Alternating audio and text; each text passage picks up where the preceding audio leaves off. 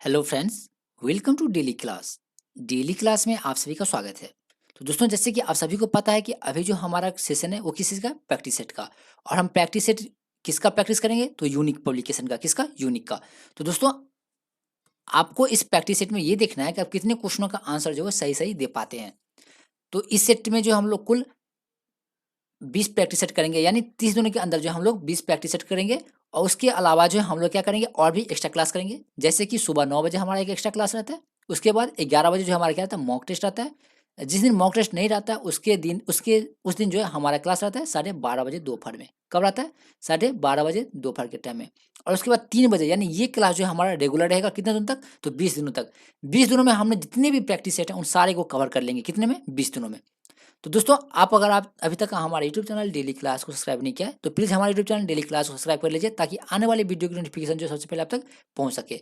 और दोस्तों, इस 3 बजे क्लास के बाद जो है हमारा नेक्स्ट क्लास होगा शाम के 6 बजे। कब, तो शाम के 6 बजे। तो दोस्तों, शाम के 6 बजे वाली क्लास जो है वो अपने लोगों के लिए बहुत ही इंपॉर्टेंट है। और आज जो था हमारा मॉक टेस्ट था। तो अगर आपने मॉक टेस्ट अटेम्प्ट नहीं किया तो उसका लिंक आपको नीचे डिस्क्रिप्शन बॉक्स में मिल जाएगा। तो वहाँ से आप जो है mock test series number 6 attempt कर सकते हैं। दोस्तों, आप सभी को गुड आफ्टरनून टू ऑल। तो दोस्तों, आपको क्या करना है, बस क्वेश्चन देखना है और आंसर देना है, ठीक है। तो बिना टाइम गवाए हम जो अपना प्रैक्टिस सेट के क्वेश्चनों का स्टार्ट करते हैं। आप चलिए, आप सभी को गुड आफ्टरनून टू ऑल। जितने भी लोग हैं जल्दी से इनवाइट कीजिए अपने दोस्तों को। चलिए चलते हैं क्वेश्चंस की तरफ। तो दोस्तों देखिए, यहाँ पे हमारा फर्स्ट क्वेश्चन क्या है। फर्स्ट क्वेश्चन आपके स्क्रीन पे शो हो रहा है कि 1878 का वर्नाक्युलर प्रेस एक्ट किसने रद्द किया था। दोस्तों, किसने रद्द किया था, आप सभी को पता है किसने रद्द किया था, लॉर्ड रिपन ने। किसने, लॉर्ड रिपन ने। और कब रद्द किया था, तो 1882 में। 1882 में लॉर्ड रिपन ने वर्नाक्युलर प्रेस एक्ट को रद्द किया था। तो इसका सही आंसर होगा ए। चलिए देखते हैं नेक्स्ट क्वेश्चन क्या है, 2 नंबर। क्वेश्चन है कि छोटा नागपुर जनजाति विद्रोह कब हुआ था। क्वेश्चन क्या है दोस्तों, कि छोटा नागपुर जनजाति विद्रोह। तो यह विद्रोह जो है कब हुआ था, बिल्कुल सही, कब हुआ था, 1820 में। आप लोग का आंसर बिल्कुल बिल्कुल सही है, कब हुआ था, 1820 में। तो इसका सही आंसर हो जाएगा बी। छोटा नागपुर जनजाति विद्रोह जो है 1820 में हुआ था। दोस्तों, हमें जो ज़्यादा टाइम नहीं लेना है, क्योंकि आप लोग इस सेशन का प्रैक्टिस कर चुके हैं पहले ही। तो आपको बस क्वेश्चन देखना है और आंसर कमेंट करना है। अब देखिए तीसरा नंबर क्वेश्चन क्या है। क्वेश्चन है कि गांधी जी का चंपारण सत्याग्रह किससे जुड़ा था। तो दोस्तों, गांधी जी का चंपारण सत्याग्रह जो किससे जुड़ा था, बिल्कुल सही, किससे जुड़ा था, तिनकठिया से। किससे, तिनकठिया से। तो इसका सही ऑप्शन हो जाएगा बी। अब देखिए नेक्स्ट क्वेश्चन है 4 नंबर। क्वेश्चन क्या है कि उलगुलान विद्रोह, कौन सा, उलगुलान विद्रोह किससे जुड़ा था। तो दोस्तों, उलगुलान विद्रोह जो है वो किससे जुड़ा था, तो यह जो है बिरसा मुंडा से जुड़ा हुआ था। किससे, बिरसा मुंडा से। तो हमारा सही ऑप्शन क्या हो जाएगा, डी। डी जो है हमारा सही ऑप्शन हो जाएगा। दोस्तों, अगर आपने अभी तक इस सेशन को अपने दोस्तों के साथ शेयर नहीं किया, तो जल्दी से अपने इस सेशन को अपने दोस्तों के साथ शेयर कीजिए। और इसे जो है इस सेशन को लाइक भी कीजिए। चलिए चलते नेक्स्ट क्वेश्चन देखते हैं क्या है। देखिए क्वेश्चन क्या है, 5 नंबर, कि मुंगेर का बढ़िया टाल विरोध का उद्देश्य क्या था। क्वेश्चन क्या है कि मुंगेर का बढ़िया टाल विद्रोह का उद्देश्य जो है वो निम्नलिखित में से क्या था। तो दोस्तों, इसका उद्देश्य क्या था, तो बर्खास्त भूमि का वापसी की मांग। क्या उद्देश्य था, बर्खास्त भूमि की वापसी की मांग था। तो इसका सही आंसर होगा ए। आप लोग बिल्कुल सही आंसर कर रहे हैं, इसका आंसर हो जाएगा ए। चलिए देखिए, बहुत ही इजी क्वेश्चन है आप लोगों के लिए, कि बिहार बंगाल से पृथक कब हुआ, यानी बिहार से बंगाल जो है वो कब अलग हुआ। तो दोस्तों, कब अलग हुआ, तो 1912 में। कब अलग हुआ है, तो 1912 में अलग हुआ था। तो इसका सही ऑप्शन क्या हो जाएगा, बी। बी जो है इसका सही ऑप्शन होगा। अब देखिए नेक्स्ट क्वेश्चन क्या है, 7 नंबर। और आज का जो प्रैक्टिस सेशन था हमारा 11 बजे, उसमें भी ये क्वेश्चन पूछे थे। देखा था आप लोगों ने कि पटना उच्च न्यायालय की स्थापना कब हुई थी।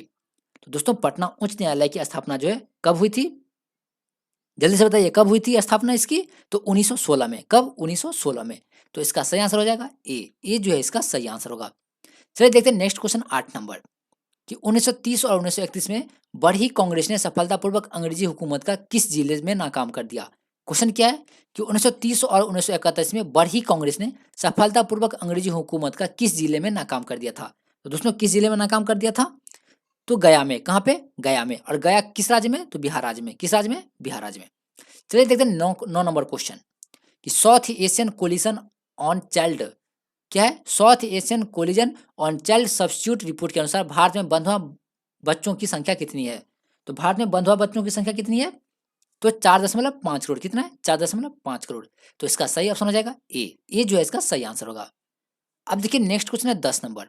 दोस्तों, बस आपको क्वेश्चन देखना है और जल्दी से आंसर टिक करना है, क्योंकि ये प्रैक्टिस सेशन का दूसरी बार हम लोग रिवाइज कर रहे हैं। ये क्या हमारा रिवाइज सेशन है, ठीक है। इसमें क्या है, हमारा रिवाइज सेशन है, इसमें हम रिवाइज करने वाले क्वेश्चनों का। देखिए क्वेश्चन क्या है, भारत में ग्रामीण संख्या की आबादी के कितना प्रतिशत जनसंख्या प्राइमरी शिक्षा की सुविधा पाती है? क्वेश्चन क्या है? ग्रामीण संख्या की आबादी का कितना प्रतिशत जनसंख्या जो है प्राइमरी शिक्षा की सुविधा पाता है? तो कितना? तो 94%। कितना? 94%। तो इसका सही आंसर हो जाएगा ए जो है इसका सही आंसर होगा। चलिए अब देखते हैं नेक्स्ट क्वेश्चन क्या है। देखिए क्वेश्चन नंबर है 11। इसे थोड़ा मिनिमाइज कर लेते हैं। देखिए क्वेश्चन नंबर 11 क्या है कि भारत में पहला कौन सा विश्वविद्यालय होगा जो निजी व्यवस्था की देखरेख में होगा? क्वेश्चन क्या है कि भारत में पहला कौन सा विश्वविद्यालय होगा जो निजी व्यवस्था की देखरेख में होगा? तो दोस्तों कौन सा विश्वविद्यालय होगा? तो राजीव गांधी कंप्यूटर विज्ञान राष्ट्रीय विश्वविद्यालय। कौन सा? राजीव गांधी कंप्यूटर विज्ञान राष्ट्रीय विश्वविद्यालय इसका सही आंसर होगा। तो दोस्तों सी जो है इसका सही आंसर होगा।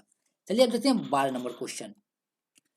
तो दोस्तों देखिए यहाँ पे 12 नंबर क्वेश्चन क्या है कि एक सामान्य शुष्क सेल में विद्युत अपघटय होता है। इसका आंसर क्या होगा? क्वेश्चन क्या है कि एक सामान्य शुष्क सेल में, यानी यहाँ भी शुष्क होगा, शुष्क सेल में विद्युत अपघटय होता है। तो विद्युत अपघटय होता है अमोनियम क्लोराइड। कौन सा? Ammonium chloride. तो इसका सही ऑप्शन हो जाएगा सी। तो दोस्तों इन सब का पहले तो आप पहले ही कर चुके होंगे, तो ये हमारा क्या है? रिवाइज सेशन है। तो इसमें आपको आंसर जो है टिक करना है। देखिए क्वेश्चन क्या है 13 नंबर कि डायनेमो। दोस्तों डायनेमो क्या है? तो जैसे कि मैं आपको बता दूं, डायनेमो जो क्या करता है? यांत्रिक ऊर्जा को विद्युत ऊर्जा में परिवर्तन करता है। क्या करता है? यांत्रिक ऊर्जा को विद्युत ऊर्जा में परिवर्तन करता है। तो हमारा सही ऑप्शन क्या हो जाएगा? बी जो है हमारा सही ऑप्शन होगा। डायनेमो क्या है? तो यांत्रिक ऊर्जा को जो है विद्युत ऊर्जा में परिवर्तित करता है। चलिए चलते हैं नेक्स्ट क्वेश्चन 14 नंबर। दोस्तों हमें ना एक क्वेश्चन पे ज्यादा टाइम नहीं देना है। देखिए क्वेश्चन क्या है 14 नंबर कि आकाश नीला लगता है क्योंकि। आकाश जो है नीला क्यों लगता है? तो दोस्तों आकाश के नीला होने के क्या कारण है? तो इससे क्या कारण है? तो लघु तरंग दीर्घ तरंगों की अपेक्षा वायुमंडल द्वारा अधिक प्रकीर्णन होती है। क्वेश्चन क्या होगा? क्वेश्चन क्या है? आकाश नीला होता है क्योंकि लघु तरंग दीर्घ तरंगों की अपेक्षा वायुमंडल द्वारा अधिक प्रकीर्णन होती है। इसका सही ऑप्शन हो जाएगा बी जो है इसका सही आंसर होगा। तो दोस्तों अगर आपके पास यूनिक पब्लिकेशन का बुक होगा तो उससे आप अच्छे से प्रैक्टिस कर सकते हैं और यहाँ पे आके आप रोज 3 बजे टेस्ट दे सकते हैं। तो ये जो क्या हमारा एक टेस्ट सेशन है, राइट? क्योंकि इसमें हम रिवाइज करते हैं। चलिए देखते हैं नेक्स्ट क्वेश्चन क्या है। एक मैक्रोन बराबर होता है। अब बताइए एक मैक्रोन जो है वो किसके बराबर होता है? तो 1/1000 मिलीमीटर के बराबर। किसके बराबर? 1/1000 मिलीमीटर के बराबर। तो इसका सही आंसर क्या हो जाएगा? सी जो है इसका सही आंसर होगा। बहुत ही अच्छा आंसर था आप लोगों का। चलिए देखते हैं नेक्स्ट क्वेश्चन क्या है कि अति चालक का लक्षण है। दोस्तों कौन सा अति चालक का लक्षण है? जल्दी से आंसर दीजिए। बिल्कुल सही। कौन सा? उच्च पारगम्यता। इसका सही आंसर होगा ए। अति चालक का लक्षण है उच्च पारगम्यता। इसका सही ऑप्शन हो जाएगा ए। चलिए देखते हैं 17 नंबर क्वेश्चन। क्वेश्चन क्या है कि वर्ष दीर्घतम होता है। अब बताइए कि वर्ष दीर्घतम किस ग्रह पे होता है? तो किस ग्रह पे होता है? तो प्लूटो पर। कहां पर? प्लूटो पर। तो वर्ष दीर्घतम होता है प्लूटो पर। तो दोस्तों इसका सही ऑप्शन हो जाएगा ए जो है इसका सही ऑप्शन होगा। तो अगर आपने अभी तक हमारे यूट्यूब चैनल डेली क्लास को सब्सक्राइब नहीं किया तो प्लीज हमारे यूट्यूब चैनल डेली क्लास को सब्सक्राइब करके अपने दोस्तों के साथ जरूर शेयर कीजिएगा। चलिए देखते हैं क्वेश्चन क्या है 18 नंबर कि वर्षा की बूंद की गोलाकार आकृति का क्या कारण है? क्वेश्चन क्या है कि वर्षा की बूंद की गोलाकार आकृति के क्या कारण है? तो दोस्तों इसके क्या कारण है? बिल्कुल सही आंसर कर रहे हैं। इसका क्या कारण है? तो पृष्ठीय तनाव। क्या कारण है? पृष्ठीय तनाव। तो इसका सही ऑप्शन हो जाएगा बी। चलिए देखते हैं नेक्स्ट क्वेश्चन क्या है। क्वेश्चन है कि कमरे में रखे रेफ्रिजरेटर का दरवाजा खोलकर आप क्या कर सकते हैं? क्वेश्चन क्या है? देखिए क्वेश्चन बहुत ही इजी है कि कमरे के रेफ्रिजरेटर का दरवाजा खोलकर आप क्या कर सकते हैं? तो इसे थोड़ा और मिनिमाइज कर लेते हैं। चलिए अब आपको अच्छे से दिख रहा होगा। क्या कर सकते हैं दोस्तों? तो इसका जो आंसर होगा बिल्कुल सही। क्या होगा इसका आंसर? तो आप अंतः कमरे में थोड़ा गर्म कर सकते हैं। क्या होगा? आप अंतः कमरे को थोड़ा गर्म कर सकते हैं। तो कमरे में रखे रेफ्रिजरेटर का दरवाजा खोलने से रूम ठंडा नहीं होता है। क्या होता है? आप कमरे को थोड़ा जो है क्या कर सकते हैं? गर्म कर सकते हैं। तो इसका ये सही आंसर होगा। कौन सा सही आंसर होगा? तो सी नंबर इसका सही आंसर होगा। चलिए देखते हैं नेक्स्ट क्वेश्चन क्या है। देखिए 20 नंबर क्वेश्चन है कि किस खनिज से रेडियम प्राप्त किया गया था? अब आपको बताना है किस खनिज से रेडियम प्राप्त किया गया था। दोस्तों किस खनिज से किया गया था? तो पिच ब्लेंड से। किसे? पिंच ब्लेंड से। तो दोस्तों अगर आपने अभी तक अपने दोस्तों को इनवाइट नहीं किया तो प्लीज उसे जल्दी से इनवाइट कीजिए और हमारे सेशन को जरूर लाइक कीजिए। चलिए अब देखते हैं 21 नंबर क्वेश्चन। देखिए 21 नंबर क्वेश्चन क्या है? बहुत ही इजी क्वेश्चन दोस्तों कि परमाणु बम का सिद्धांत आधारित है। बताइए परमाणु बम का सिद्धांत जो है किस पर आधारित है? जल्दी से कमेंट कीजिए किस पे आधारित है? बिल्कुल सही। किस पे आधारित है परमाणु बम का सिद्धांत? तो ये जो है आधारित है नाभिक के विखंडन पर। किस पर? नाभिक के विखंडन पर। तो दोस्तों इसका सही आंसर हो जाएगा बी। अगर आपको इसका आंसर पता होगा तो इसे अपने दोस्तों के साथ जरूर शेयर कीजिएगा। परमाणु बम का सिद्धांत आधारित है नाभिक के विखंडन पर। चलिए नेक्स्ट क्वेश्चन देखते हैं क्या है। प्लास्टर ऑफ पेरिस का सूत्र है। तो प्लास्टर ऑफ पेरिस का सूत्र जो है दोस्तों वो क्या होता है? हम लोगों ने 10th क्लास में पढ़ा था कि प्लास्टर ऑफ पेरिस का सूत्र जो है क्या होता है। तो बताइए प्लास्टर ऑफ पेरिस का सूत्र जो है निम्नलिखित में से कौन सा होगा? तो कौन सा होगा? तो सी नंबर 2CSO4 इंटू H2O। क्या होगा? 2CSO4 इंटू H2O, ये जो है प्लास्टर ऑफ पेरिस का सूत्र होता है। अपने लोगों ने क्या पढ़ा था 10th में कि प्लास्टर ऑफ पेरिस का उपयोग जो है हम क्या करते हैं, मूर्ति बनाने में करते हैं। और किसी व्यक्ति का हाथ पांव टूट जाए तो उसे प्लास्टर जो क्या जाता है, वो किससे क्या जाता है, तो प्लास्टर ऑफ पेरिस से।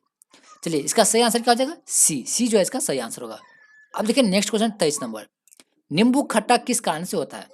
दोस्तों नींबू जो है वो खट्टा किस कारण से होता है, तो नींबू में कौन सा अम्ल उपस्थित रहता है जिसके कारण नींबू खट्टा होता है, तो इसका सही आंसर क्या हो जाएगा दोस्तों, इसका सही आंसर क्या हो जाएगा, तो सैट्रिक अम्ल के कारण। किसके कारण, सैट्रिक अम्ल के कारण। बिल्कुल सही आंसर था आप लोगों का, इसका सही आंसर हो जाएगा डी जो है इसका सही आंसर होगा। नींबू खट्टा किस कारण से होता है, तो सैट्रिक अम्ल के कारण। चलिए देखिए 24 नंबर क्वेश्चन देखिए, बहुत ही इजी क्वेश्चन है, बस 2 शब्द का है कि वायु एक क्या है। दोस्तों वायु जो है क्या है, तो आप सभी को पता है कि वायु जो है क्या है, एक तो वायु एक मिश्रण है। क्या है, मिश्रण है, वायु एक मिश्रण है, तो इसका सही ऑप्शन हो जाएगा सी जो है इसका सही ऑप्शन होगा।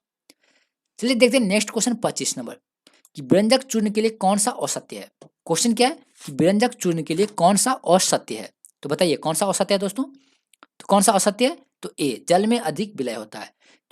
तो ये जो व्यंजक चूर्ण है वो जल में अधिक विलय नहीं होता है, तो ये ऑप्शन जो बिल्कुल गलत है।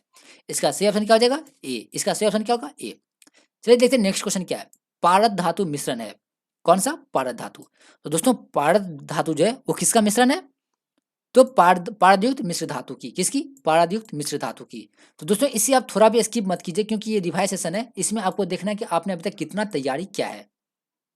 तो चलिए देखते हैं नेक्स्ट क्वेश्चन क्या है 27 नंबर, कोयले का सामान्य प्रकार कौन सा है। तो अब आपको बताना है 27 नंबर का आंसर, कोयले का सामान्य प्रकार जो कौन सा है। बिल्कुल सही आंसर क्या है इसका, तो बिटुमेनी। कौन सा, बिटुमेनी। कोयले का सामान्य प्रकार है बिटुमेनी, इसका सही आंसर हो जाएगा ए जो है इसका सही आंसर होगा। चलिए देखिए 28 नंबर क्वेश्चन, कि भारत की राष्ट्रीय स्तनी कौन सी है। क्या है क्वेश्चन, कि भारत की राष्ट्रीय स्तनी कौन सी है। तो दोस्तों कौन सी है, जल्दी से आंसर बताइए, इसका सही आंसर जो क्या हो जाएगा। बहुत ही इजी क्वेश्चन, इसका आंसर क्या होगा, बाघ। क्या होगा, बाघ। तो भारत का राष्ट्रीय स्तनी यानी जीव कौन सा है, जानवर कौन सा है, तो बाघ, इसका सही आंसर हो जाएगा डी। अब देखिए 29 नंबर क्वेश्चन, कि निरीक्षंस प्राणी कौन सा है। तो दोस्तों बहुत ही इजी क्वेश्चन है कि निरीक्षंस प्राणी जो है निम्नलिखित में से कौन सा है, तो कौन सा है, कछुआ। कौन सा, कछुआ। निरीक्षंस प्राणी जो है निम्नलिखित में से कौन सा है, तो कछुआ। कछुआ एक निरीक्षंस प्राणी है। चलिए देखिए 30 नंबर, और 30 नंबर के साथ अगर आपने अभी तक हमारे इस सेशन को लाइक नहीं किया तो प्लीज इस सेशन को लाइक करके हमारे यूट्यूब चैनल डेली क्लास को सब्सक्राइब जरूर कीजिएगा। क्वेश्चन क्या है, कि जल से बाहर निकाले जाने पर मछलियां मर जाती है, क्यों। देखिए जल से बाहर निकालने पर मछलियां क्यों मर जाती है, तो दोस्तों इसका आंसर क्या होगा, मछलियां क्यों मर जाती है, क्योंकि वे सांस नहीं ले पाते हैं।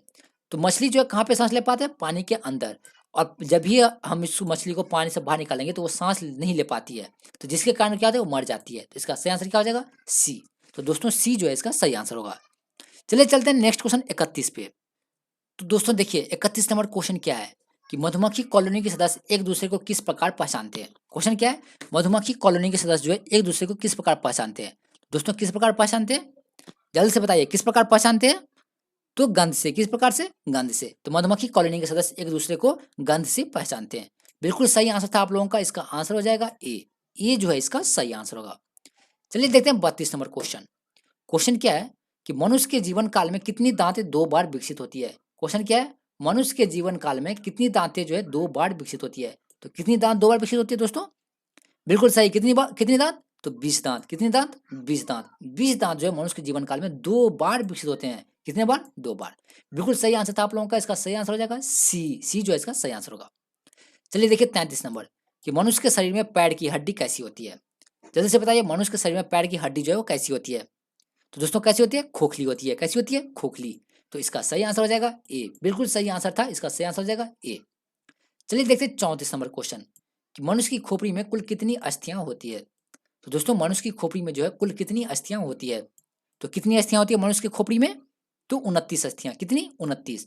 तो मनुष्य की खोपड़ी में कुल 29 अस्थियां होती है। बिल्कुल सही आंसर था आप लोगों का, इसका सही आंसर हो जाएगा बी। क्या हो जाएगा, बी। तो दोस्तों गलत आंसर करते तो भी कोई बात नहीं, आप कीप इट अप और प्रैक्टिस कीजिए कि इसका सही आंसर जो है क्या होगा, क्योंकि आपको फिर से जो है इसका प्रैक्टिस करना पड़ेगा बाद में, जो है इस सेशन के बाद फिर से इसको आप देख के खुद से आंसर टिक कीजिएगा। देखिए 35 नंबर क्वेश्चन क्या है, कि आधुनिक मनुष्य के हाल का पूर्वज है। बताइए आधुनिक मनुष्य के हाल की पूर्वज कौन है, जल्दी से बताइए कौन हो, किसका क्या होगा इसका आंसर, तो क्रोमग्न मानुस। कौन सा, क्रोमग्न मानुस। तो आधुनिक मनुष्य के हाल के पूर्वज का नाम क्या था, क्रोमग्न मानुस। कौन सा था, क्रोमग्न मानुस। चलिए 36 नंबर क्वेश्चन। क्वेश्चन क्या है, माँ पौधों की भांति पौधा मिलता है, तो किससे मिलता है? देखिए क्वेश्चन क्या है, माँ पौधे की भांति पौधा मिलता है, तो दोस्तों इसका आंसर क्या हो जाएगा? तो इसका आंसर होगा कटा तना से। किससे? कटा तना से। तो इसका सही ऑप्शन हो जाएगा दोस्तों बी। बी जो है इसका सही आंसर होगा। चलिए देखते हैं 37 नंबर क्वेश्चन, बहुत ही इजी क्वेश्चन कि 80% से अधिक सेल में पाया जाने वाला पदार्थ कौन सा है? क्वेश्चन क्या है कि 80% से अधिक सेल में पाया जाने वाला पदार्थ जो है वो निम्नलिखित में से कौन सा है? तो कौन सा पदार्थ है? जल। कौन सा? जल। तो इसका सही आंसर हो जाएगा डी। डी जो है इसका सही आंसर होगा। चलिए देखते हैं 38 नंबर क्वेश्चन। क्वेश्चन क्या है कि इंसुलिन प्राप्त होता है। दोस्तों क्या है? इंसुलिन। इंसुलिन किसमें काम आता है? मधुमेह के रोग में। ठीक है, तो इंसुलिन जो प्राप्त होता है किससे? तो बताइए इंसुलिन किससे प्राप्त होता है? तो डालिया के जड़ों से। किससे? डालिया के जड़ों से। तो इसका सही आंसर क्या हो जाएगा? बी। बी जो है इसका दोस्तों सही आंसर होगा। क्या होगा? सही आंसर क्या होगा? बी, डालिया। अब देखिए 39 नंबर कि हरगोविंद खुराना को किस आविष्कार के लिए सम्मानित किया गया? क्वेश्चन क्या है? हरगोविंद खुराना कौन? तो हरगोविंद खुराना कौन थे? एक साइंटिस्ट थे। तो उनको जो है किस काम के लिए जो है सम्मानित किया गया? तो उसमें किस काम के लिए सम्मानित किया गया है इन्हें? तो जीन के संश्लेषण के लिए। किसके लिए? जीन के संश्लेषण के लिए। इसका सही आंसर क्या हो जाएगा? बी। बी जो है इसका सही आंसर होगा। चलिए देखते हैं नेक्स्ट क्वेश्चन 40 नंबर। देखिए बहुत ही इंपोर्टेंट क्वेश्चन, आप लोग बहुत फास्ट में क्वेश्चन को सॉल्व कर रहे हैं। देखिए क्वेश्चन क्या है? संसार के सबसे बड़ा पुष्प कौन सा है? देखिए यहाँ पे क्वेश्चन संसार का सबसे बड़ा पुष्प, हम लोगों ने कई बार प्रैक्टिस किया कि संसार का सबसे बड़ा पुष्प कौन सा है? तो रेफ्लेसिया। कौन सा? रेफ्लेसिया। तो इसका सही आंसर क्या हो जाएगा? बी। संसार का सबसे बड़ा पुष्प है रेफ्लेसिया।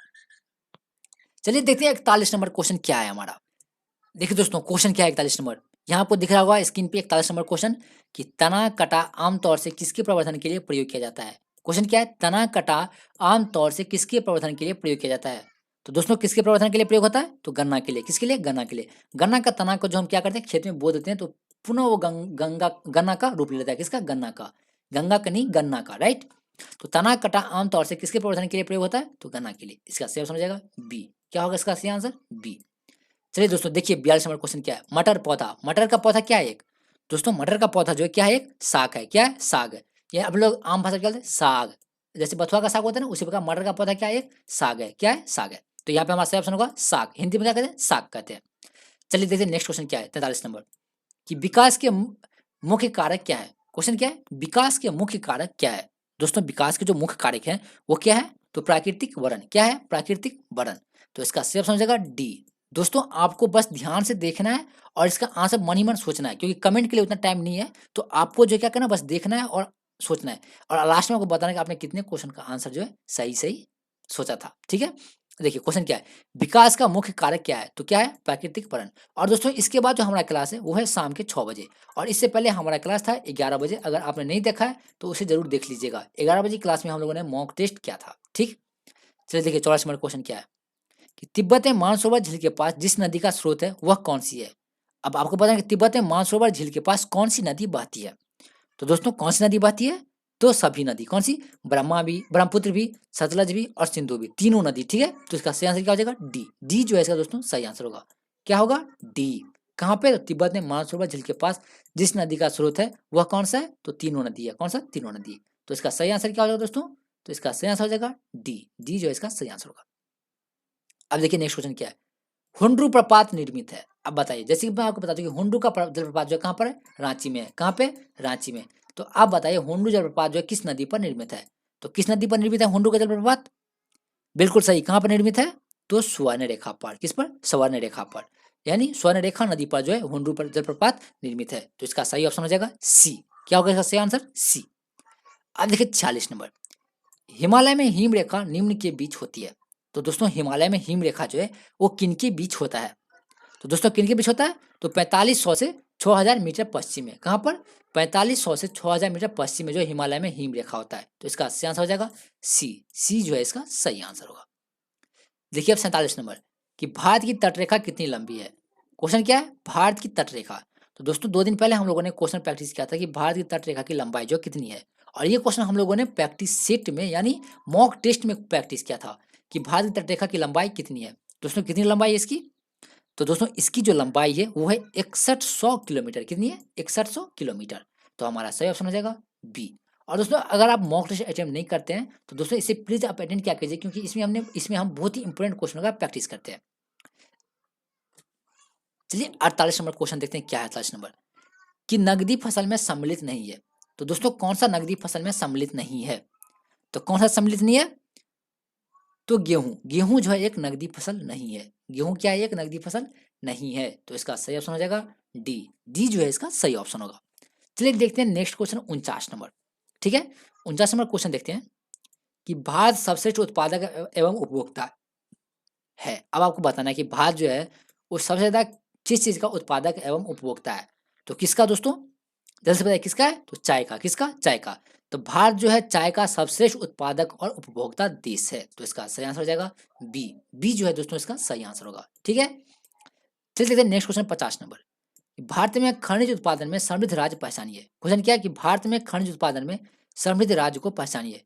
तो इसका सही आंसर क्या हो जाएगा? भारत में खनिज उत्पादन में सबसे अहम राज्य कौन सा है? तो सबसे अहम राज्य जो है वो है झारखंड। कौन सा है? झारखंड। इसका सही ऑप्शन हो जाएगा सी। झारखंड की राजधानी कहाँ पे है? रांची। रांची में क्या है? हुंडरू का जलप्रपात है। चलिए देखिए यहाँ पे नेक्स्ट क्वेश्चन क्या है। भारत का प्रथम उर्वरक संयंत्र कहाँ लगा था? क्वेश्चन क्या है कि भारत का प्रथम उर्वरक, उर्वरक मतलब खाद, पेड़ पौधे में जब खाद डालते हैं वो, तो भारत का प्रथम उर्वरक संयंत्र जो है कहाँ पे लगा था? तो कहाँ पे लगा था? तो सिंदरी में। कहाँ पे? सिंदरी में। दोस्तों आप लोगों का बिल्कुल सही आंसर था। कहाँ पे लगा था? सिंदरी में। देखिए दोस्तों इस सेशन का प्रैक्टिस सेट जो है, ये जो प्रैक्टिस सेट चल रहा है उसका प्रैक्टिस तो आप लोग पहले भी कर चुके होंगे। आई होप कि आप कर चुके होंगे तो आपको सारा क्वेश्चन आता होगा। फिर भी आपको ये देखना है कहीं आपसे कुछ मिसिंग तो नहीं हो रहा। इसके लिए ये जो है चलाया जा रहा है क्लास, कि जिसमें आपको देखना है कि आप कितने क्वेश्चन का आंसर जो अभी तक कंप्लीट कर लिया है और कितने का नहीं किया है। तो जितने का नहीं भी हुआ है तो उसका जो आप इस वीडियो के माध्यम से कंप्लीट कर सकते हैं। चलिए देखिए नेक्स्ट क्वेश्चन क्या है। भारत का सबसे अधिक जनसंख्या वाला शहर कौन सा है? क्वेश्चन क्या है कि भारत का सबसे अधिक जनसंख्या वाला शहर जो है वो कौन सा है? तो कौन सा है दोस्तों? तो भारत का सबसे अधिक जनसंख्या वाला शहर है कोलकाता। कौन सा? कलकत्ता। इसका सही आंसर हो जाएगा बी। बी जो है इसका सही आंसर होगा। अब देखिए 53 नंबर क्वेश्चन, कि निम्नलिखित में से कौन महाद्वीप क्षेत्रफल के अनुसार सबसे बड़ा है?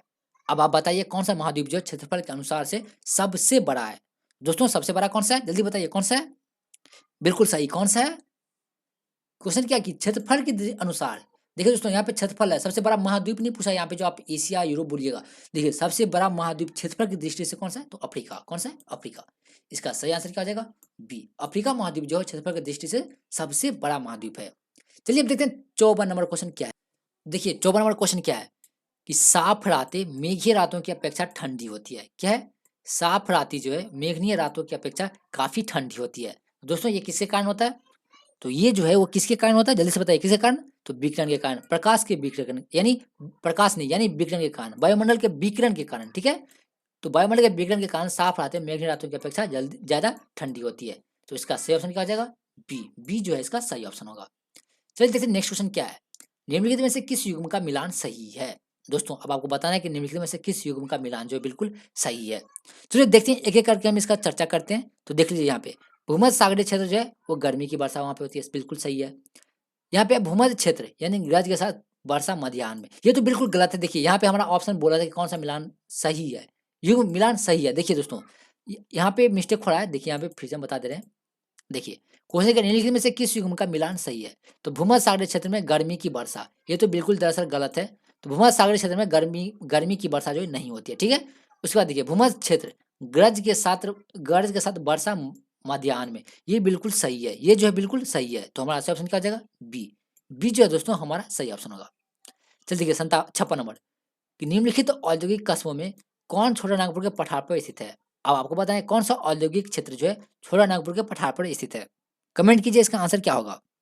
तो दोस्तों रांची। रांची कहाँ पे है? छोटा नागपुर के पठार पर। तो ये जो है एक औद्योगिक क्षेत्र है जो कि छोटा नागपुर के पठार पर स्थित है। तो इसका सही आंसर हो जाएगा बी। बी जो है इसका सही आंसर होगा। चलिए देखिए नेक्स्ट क्वेश्चन क्या 57 नंबर नदी से संबंधित है, कि दामोदर नदी निकलती है। तो दोस्तों दामोदर नदी जो है वो कहाँ से निकलती है? तो बताइए दामोदर नदी जो है कहाँ से निकलती है? तो छोटा नागपुर के पठार से। कहाँ से? छोटा नागपुर के पठार से। तो इसका सही ऑप्शन हो जाएगा बी। दामोदर नदी कहाँ से निकलती है? तो छोटा नागपुर के पठार से। अब देखिए 59 नंबर क्वेश्चन है, बहुत ही इंपॉर्टेंट क्वेश्चन है। ओ सॉरी एक क्वेश्चन छूट गया था यहाँ पे 58 नंबर। ठीक है, चलिए 58 नंबर का क्वेश्चन देख लेते हैं।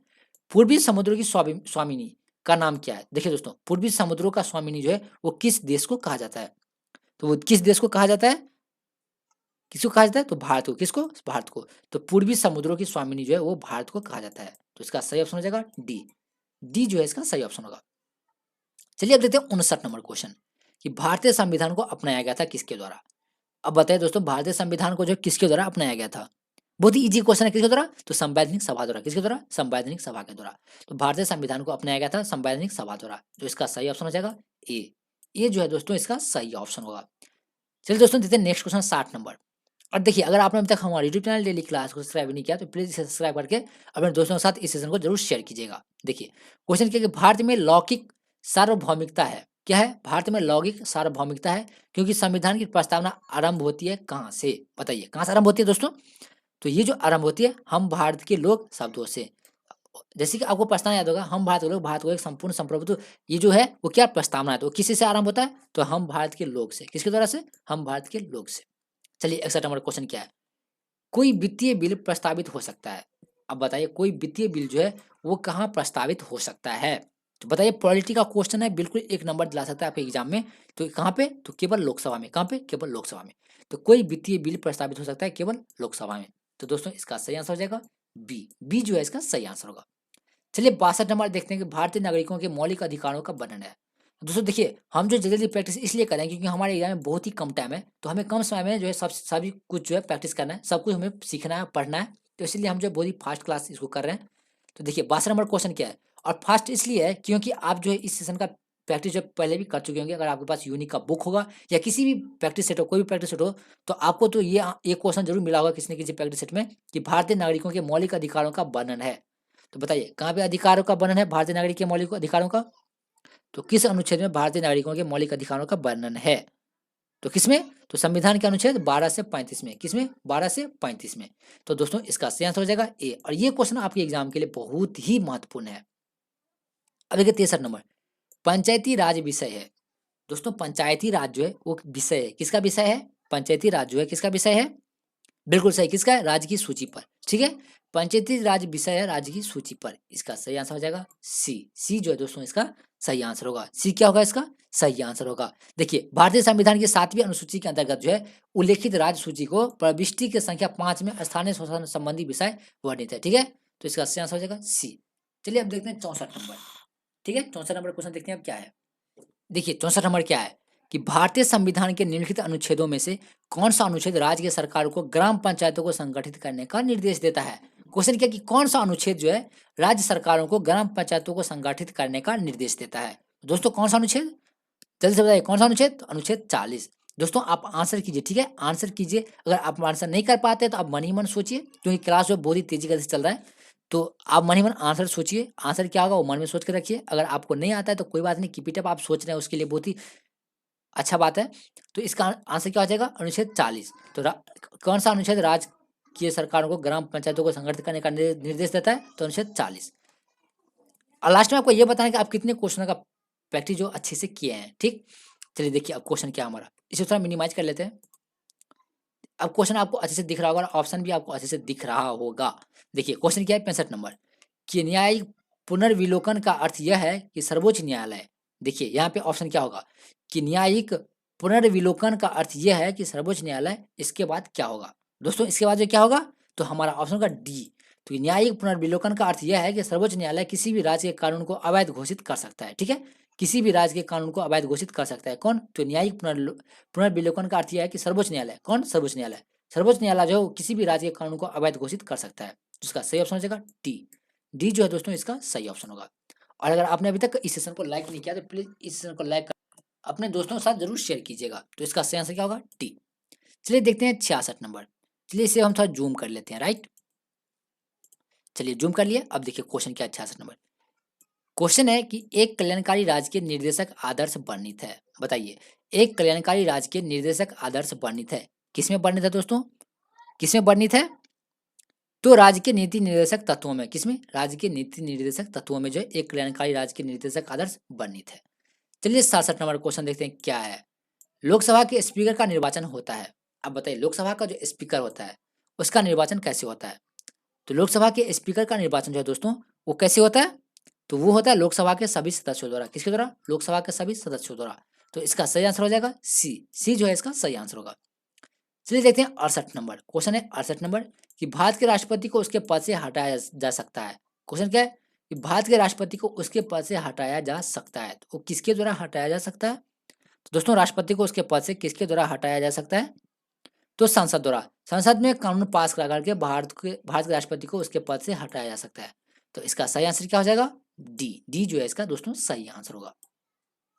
चलिए देखते हैं नेक्स्ट क्वेश्चन क्या है। भारत में किसी भी सदन का सदस्य हुए बिना कोई भी व्यक्ति कब तक मंत्री पद पर आसीन रह सकता है? क्वेश्चन क्या है? भारत में किसी भी सदन का सदस्य हुए बिना कोई व्यक्ति कब तक मंत्री पद पर आसीन रह सकता है? बहुत ही इंपॉर्टेंट क्वेश्चन दोस्तों। तो कब तक रह सकता है? तो 6 महीने तक। कब तक? 6 महीने तक। तो इसका सही ऑप्शन क्या हो जाएगा? बी। बी जो है दोस्तों इसका सही ऑप्शन होगा। चलिए अब देखते हैं नेक्स्ट क्वेश्चन क्या है। थोड़ा इसे हम सेटअप कर लेते हैं अच्छे से। चलिए देखिए 70 नंबर क्वेश्चन क्या है, इसे मिनिमाइज करना पड़ेगा। चलिए देखते हैं। क्वेश्चन है दोस्तों, थोड़ा और इसे मिनिमाइज करते हैं क्योंकि क्वेश्चन थोड़ा बड़ा है। देखिए अब आपको अच्छे से दिख रहा होगा कि भारत एक प्रजातंत्र इस तथ्य पर आधारित है कि, देखिए भारत का प्रजातंत्र जो है किस तथ्य पर आधारित है? दोस्तों किस तथ्य पर आधारित है? तो जनता के सरकारों को चुनने तथा बदलने का अधिकार प्राप्त है। तो जनता को जो है सरकारों को चुनने और बदलने का अधिकार जो है वो प्राप्त है। तो इसका सही आंसर हो जाएगा सी। तो भारत का प्रजातंत्र इस तथ्य पर आधारित है कि जनता को सरकार को चुनने तथा बदलने का अधिकार प्राप्त है। दोस्तों इसके बाद जो हमारा मैथ का स्टार्ट हो जाता है, तो इसे हम थोड़ा स्किप कर लेते हैं। चलते हैं अब हिंदी के क्वेश्चंस पे। राइट, देखिए हम हिंदी के क्वेश्चन पे चलते हैं। चलिए दोस्तों देखिए यहाँ पे हिंदी का क्वेश्चन आ चुका है। 91 नंबर क्वेश्चन है, हिंदी से स्टार्ट हुआ है कि रिक्त स्थानों को भरने के लिए सबसे उपयुक्त शब्द का चयन करें। क्या है कि इसमें आपको खाली स्थान में एक शब्द भरना है, ठीक है, जिससे कि यह एक शुद्ध वाक्य बन जाएगा। ठीक है, चलिए अब आपको क्या करना है, चुनना है शब्द। ठीक है, चलिए चुनिए। देखिए बूढ़ा आदमी अपने किससे दुखी है? तो इसमें दोस्तों कौन सा ऑप्शन हो जाएगा? तो बूढ़ा आदमी अपने, बिल्कुल सही। क्या इसका सही आंसर होगा? डी। क्या आंसर होगा? डी। बूढ़ा आदमी अपने बुढ़ापे से दुखी है। किससे दुखी है? बुढ़ापे से। चलिए इसका सही आंसर क्या हो जाएगा? डी। बिल्कुल सही आंसर था आप लोगों का। इसका सही आंसर क्या हो जाएगा दोस्तों? डी। डी जो है आप लोगों का सही आंसर था। चलिए कोई बात नहीं, बहुत ही सही आंसर था। अब नेक्स्ट देखिए क्या है कि नीचे दिए गए वाक्य में रेखांकित खंड को प्रतिस्थापित करने के लिए सबसे उपयुक्त विकल्प का चयन करें। क्वेश्चन क्या है? गणतंत्र दिवस की परेड में सैनिक कदम ताले कर रहे हैं। आप देखिए इस जो है रेखांकित वाक्य है ना, इसमें क्या है, कुछ एरर है, उसे हमें सही करना है। बताइए इसमें इस ऑप्शन में से इसका सही आंसर क्या होगा? बताइए सैनिक कदम ताले कर रहे हैं। अब बताइए सैनिक कदम ताले कर रहे हैं, तो ये तो बिल्कुल एक शुद्ध वाक्य नहीं लग रहा है। तो दोस्तों इस इन ऑप्शन में से क्या वाक्य होगा जिससे कि पूर्ण यह जो है वाक्य बन जाएगा? बताइए इसका सही आंसर क्या होगा? दोस्तों इसका जो सही आंसर होगा, जल्दी से बताइए क्या होगा इसका सही आंसर। हिंदी का क्वेश्चन है, बहुत ही इजी है। क्या होगा क्वेश्चन का आंसर? होगा सैनिक कदम ताल कर रहे हैं। कदम ताले नहीं, कदम ताल कर रहे हैं। ठीक है, तो आंसर क्या होगा? बी। गणतंत्र दिवस की परेड में सैनिक कदम ताल कर रहे हैं, तो इसका सही आंसर होगा बी। बी जो है इसका सही आंसर होगा।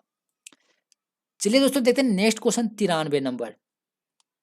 दिए गए वाक्य का वह भाग ज्ञात करें जिसमें कोई त्रुटि है। अब देखिए हम जानते हैं कि परिश्रम का फल सदा ही मीठा होता है। अब देखिए इसमें कहीं ना कहीं गलत है। चलिए सबसे पहले देखते हैं इसमें ऑप्शन के साथ मिलान कर लेते हैं। सदा ही, देखिए हम जानते हैं कि परिश्रम का फल सदा ही मीठा होता है। क्या ये सही है? सदा ही सही है इसमें। देखिए सदा ही, क्या ये सही है?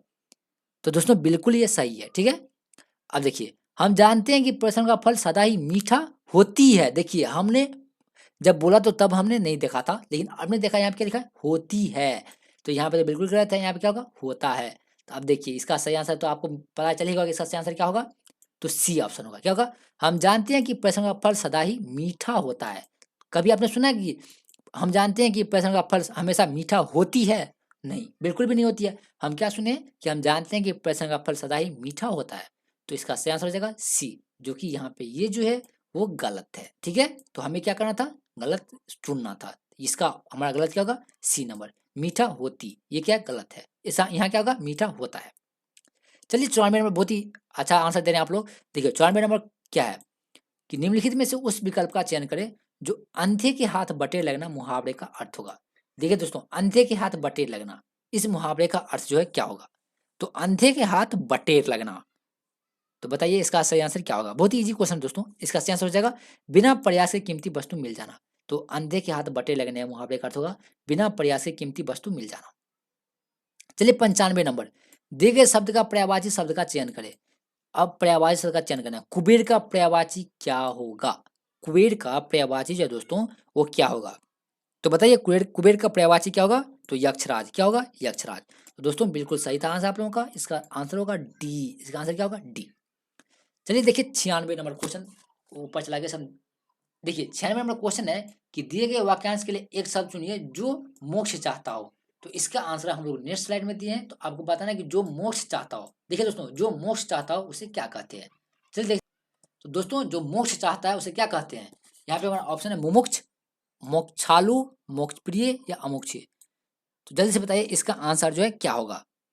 तो दोस्तों जो मोक्ष चाहता हो उसे क्या कहते हैं? तो जो मोक्ष चाहता है उसे मुमुक्ष कहते हैं। क्या कहते हैं? मुमुक्ष कहते हैं। बिल्कुल सही जवाब था आप लोगों का। इसका आंसर हो जाएगा ए। ए जो इसका सही आंसर होगा। चलिए देखते हैं 97 नंबर क्वेश्चन, यानी फोर्थ लास्ट है। दिए गए शब्द का विलोम चुने। यस। यस का विलोम शब्द क्या होगा? दोस्तों यस तो आप सभी लोग जानते हो यस क्या होता है। तो बताइए, यानी वर्चस्व। यस का जो है विलोम क्या होगा? तो यस का विलोम जो है दोस्तों वो क्या हो जाएगा? तो अपयश। क्या होगा? अपयश। यस का विलोम होगा अपयश। चलिए 98 नंबर क्वेश्चन देखते हैं कि दिए गए वाक्य का वह भाग ज्ञात करें जिसमें कोई त्रुटि है। फिर वही सेम क्वेश्चन आ गया कि मोहन ने रुपयों का प्रबंध अपनी पत्नी की गहने बेचकर किया। क्या है? मोहन ने रुपयों का प्रबंध अपनी पत्नी की गहने बेचकर किया। अब बताइए कौन सा भाग त्रुटि है, इसमें कौन सा भाग गलत है? तो बताइए दोस्तों कौन सा गलत है? अब बताइए कौन सा गलत है? तो अपनी पत्नी की गहने, ये जो है गलत है। ठीक है, क्या गलत है? तो अपनी पत्नी की गहने। तो अब बताइए ये कैसे गलत हो गया दोस्तों? तो अपनी पत्नी की गहने का स्थान क्या होगा? अपनी पत्नी के गहने। ठीक है, अपनी पत्नी के गहने। यहाँ पे की है तो हमारा ये जो है गलत हो गया। तो कौन सा भाग गलत है? तो बी नंबर। कौन सा? B number. यहाँ क्या होगा? के। तो इसका शुद्ध क्या होगा? तो मोहन ने रुपयों का प्रबंध अपनी पत्नी के, ठीक है, पत्नी के गहने बेचकर किया। पत्नी की नहीं होगा, पत्नी के। ठीक है, तो इसका ऑप्शन क्या हो जाएगा? बी। चलिए देखते हैं 99 नंबर क्वेश्चन, बहुत ही इजी है कि दिए गए शब्द का विलोम चुने। अब बताइए योग्य, यानी आप बिहार पुलिस कांस्टेबल और बिहार दरोगा के एग्जाम के लिए योग्य हैं। तो बताइए योग्य का विलोम क्या होगा? तो योग्य का विलोम तो ऑफकोर्स आप जानते होंगे कि क्या होगा? अयोग्य। क्या होगा? अयोग्य। तो दिए गए शब्द का विलोम चुनना था योग्य का। तो आप बिहार दरोगा का एग्जाम देने के लिए योग्य हैं, जबकि चतुरानंद जो है वो बिहार पुलिस या बिहार कांस्टेबल एग्जाम देने के लिए अयोग्य है, यानी वो पढ़ने के लायक ही नहीं है। तो इसका आंसर क्या होगा? बी। योग्य का क्या होगा? अयोग्य। चलिए 100 नंबर क्वेश्चन देखते हैं क्या है। बहुत ही इंपॉर्टेंट क्वेश्चन है आप लोगों के लिए। आपको यहाँ पे देखिए रेखांकित जो है ना वो क्या है? गलत है। ठीक है, रेखांकित जो शब्द है वो गलत है। यहाँ पे आपको सही चुनना है इस ऑप्शन में से। इस ऑप्शन में आपको सही दिया गया है। ठीक है, देखिए शीला मेरी बहन है, वह बच्चों के साथ खेल रहा है। देखिए शीला मेरी बहन है, ठीक है, वह बच्चों के साथ खेल रहा है। शीला क्या है? स्त्रीलिंग है। यहाँ क्या है? पुल्लिंग का यूज हो रहा है। क्या? तो बच्चा खेल रहा है, जबकि शीला क्या होगी? खेल रही है, क्योंकि शीला क्या है? लड़का नहीं है, लड़की है। ठीक है, तो शीला के लिए क्या लगेगा? स्त्रीलिंग। तो शीला मेरी बहन है, वो बच्चों के साथ खेल रही है। तो अब बताइए इसमें कौन सा ऑप्शन हो जाएगा? वह बच्चों के साथ खेल रही है। तो बच्चों के साथ खेल रही है, देखिए ये ऑप्शन हमारा बिल्कुल सही हो जाएगा। जैसे कि बाकी के बारे में चर्चा कर लेते हैं। तो यहाँ बच्चों के साथ खेल रहे हैं, ये भी बिल्कुल गलत है। बच्चों को साथ, ये तो और भी गलत हो गया दोस्तों। बच्चों के साथ खेल रही है, यहाँ पे देखिए, यहाँ पे बच्चों के साथ खेल रही है, यानी ये भी हमारा ऑप्शन सही है ना। ये देखिए मिसमैच हुआ है टाइपिंग में, तो कोई बात नहीं, हमारा ऑप्शन होगा ए या डी। क्या होगा? ए या डी हमारा ऑप्शन होगा। ठीक है, तो इसका दोस्तों सही ऑप्शन क्या हो जाएगा? ए या डी। चलिए आप ए मान के चलिए, यहाँ पे बच्चों के साथ खेले रही है कर देते हैं। ठीक है, खेले रही है कर देते हैं, तो हमारा ऑप्शन होगा ए। ये जो हमारा ऑप्शन सही हो जाएगा। तो दोस्तों आज के इस सेशन में हमने प्रैक्टिस सेट 1 का प्रैक्टिस किया, और कल हम प्रैक्टिस सेट 2 का प्रैक्टिस करेंगे, और कुल 20 दिन में सारे प्रैक्टिस सेट को खत्म कर देंगे। ठीक है, तो अगर आपने अभी तक हमारा यूट्यूब चैनल डेली क्लास को सब्सक्राइब नहीं किया तो प्लीज़ इसे सब्सक्राइब करके अपने दोस्तों के साथ जरूर शेयर कीजिएगा। तो दोस्तों अब जो है मिलेंगे कब? तो शाम के 6 बजे की क्लास में, शाम के 6 बजे की क्लास में। तो दोस्तों आप लोग टाइम से आ जाइएगा, आप लोग बहुत लेट कर देते हैं, तो आप लोग टाइम से आ जाइएगा। ठीक है, तो मिलेंगे आप शाम के 6 बजे।